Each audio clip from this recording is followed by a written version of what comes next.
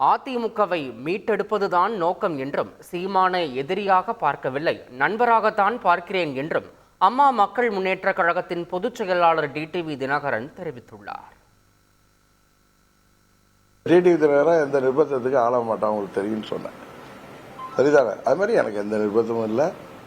அது மாதிரி எங்களை நீங்கள் எங்களை சின்னத்தில் நிற்கணும்னு சொல்லி யாரும் எங்களை நிர்பந்திக்கவும் இல்லை, நிபந்தனையும் போடல. எங்கள் சின்னம் தானாக கிடைச்சிச்சு. இது நான் இப்போ கமலஹாசனுக்கு எப்படி கிடைச்சதோ, அவர் பாஜக கூட்டணியில் கிடையாது. அதே போல் மக்கள் நீதி மையத்துக்கு எப்படி அவங்க அப்ளை பண்ணி கிடைச்ச மாதிரி எங்களுக்கு அதே மாதிரி தகுதி இருக்கிறதுனால எங்களுக்கு கிடைச்சிது.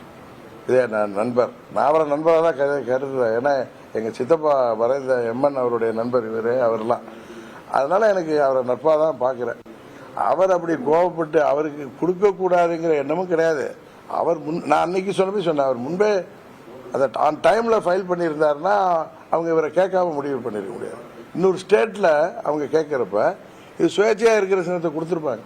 ஏன் குக்கர் சின்னத்தையே அது மாதிரி ஒரு தேசிய கட்சி கேட்டிருந்தா இவங்க ஒருவேளை அலாட் பண்ணியிருந்தாலும், நான் நீதிமன்றம் போயிருந்தேன்னா எனக்கு ஏற்கனவே இவங்க சொல்லியிருக்காங்களே 2 பொதுத் தேர்தல்களில் இந்த சின்னம் உங்களுக்கு கொடுக்கப்படும், நீங்கள் அதுக்கப்புறம் இந்த இதெல்லாம் நிறைவேற்றினீங்கன்னா உங்கள் கட்சி ரெகக்னைஸ் பார்ட்டி ஆகும்னு சொல்லியிருக்காங்க.